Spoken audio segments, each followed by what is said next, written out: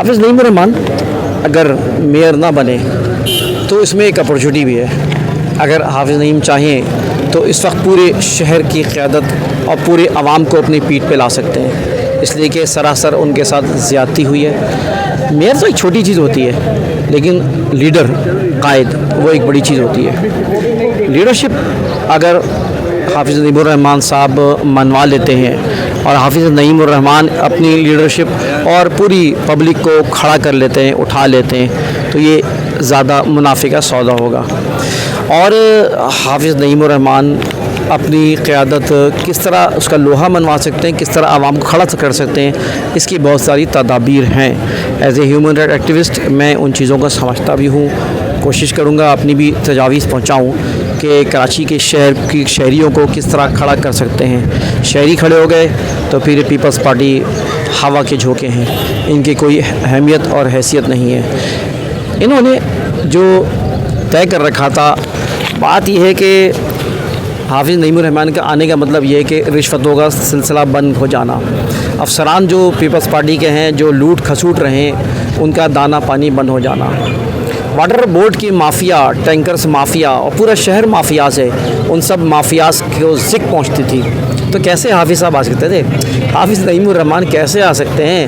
جنہوں نے کراچی کو لوٹنا ہے وہ تو لوٹیں گے. ظاہر ہے وہ سب ان کا شیطانوں کا اتحاد تھا. اس کے پیچھے اسٹیبلشمنٹ ہو، حکومت ہو، جو لوگ بھی ہیں، وہ لوگ خاص طور پہ جو لوگ جن کے کراچی سے مفادات وابستہ ہیں ناجائز، اور جنہوں نے رشوت کے بازار گرم کیے ہیں، چاہے وہ ایس بی سی اے ہوں، چاہے لینڈ مافیاز ہوں، اور چاہے وہ پوشن مافیاز ہوں، چاہے وہ ٹینکر مافیاز ہوں، چاہے وہ کے الیکٹرک کے مافیاز ہوں، چاہے وہ اور اداروں کے مافیاز ہیں.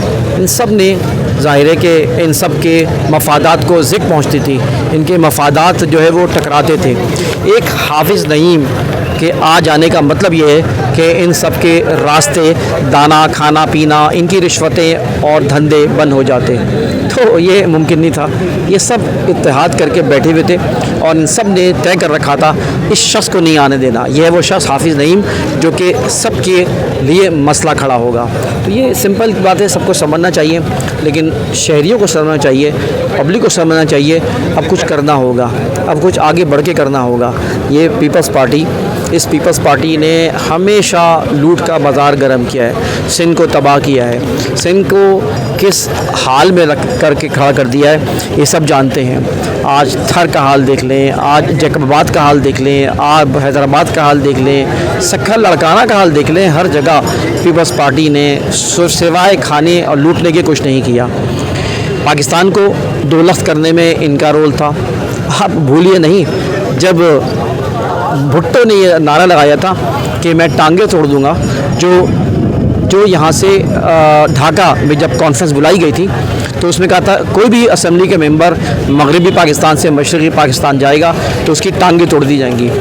اور اس طرح کی بہت سی باتیں ہوئی جس کی وجہ سے پاکستان دو لخت ہوا.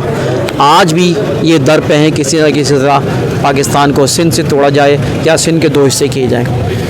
تو اس بات کے لیے آپ کو تیار رہنا چاہیے شہریوں کو کہ اب آگے کچھ کرنا ہوگا. اگر پیپلز پارٹی کو اس طرح چھوڑ دیا جائے، اس کا مطلب ہے شہر میں وہیں گندگی کے ڈھیر، وہیں پانی کی شارٹیج، وہیں بجلی کا مسائل، وہیں گندگی کے ڈھیر، وہیں بے روزگاری، وہیں لوٹ کھسوٹ، وہیں ڈاکہ زنی، وہیں اسنیچنگ، اور نہ جانے کون کون سے جرائم جو انہی کی قیادت میں پل رہے ہیں. افسوس کی بات یہ کہ ہمارے ہی کچھ ایسے جو ہمارے کراچی کے نمائندگی کرتے آئے، انہوں نے ہی ان کو مضبوط کیا ہے. ان کی وجہ سے آج پیپلز پارٹی مضبوط ہے. انہوں نے ان کے کراچی کے بہتر اداروں کو ان کے حوالے کیا، ان کو مضبوط کیا، اور آج وہ جو ہے پیچھے سے چھرا گھونپنے کے لیے آج بھی وہ تیار ہیں. تو میں سمجھتا ہوں کہ اس وقت حافظ نعیم الرحمان اگر میئر نہ بنے تو کوئی بات نہیں، ان کے ورکرز کو سمجھنا چاہیے، ہمت رکھنا چاہیے کہ آگے شہر میں بہت اپورچونیٹیز ہیں. جو لوگ پیسمسٹک ہوتے ہیں نا، وہ کسی جو ہے نا اپورچونیٹی کو بھی ضائع کر دیتے ہیں خوف میں آ کر. لیکن جو آپٹیمسٹک ہوتے ہیں، جو مثبت سوچ رکھنے والے، ایگریسو سوچ رکھنے والے ہوں، وہ کسی مشکل اور کسی مصیبت سے بھی ایک نیا راستہ نکالتے ہیں. تو میرا مشورہ ہے کہ اس معاملے کو آپ بہتر انداز میں لیں. کراچی کو اور آپ کو اس کا بہت فائدہ ہوگا, اور کراچی کو فائدہ ہوگا تو سب کی دعائیں کراچی کی عوام کی آپ کے لیے ہیں. بہت شکریہ. انتخاب سوری کو اجازت دی. اللہ حافظ.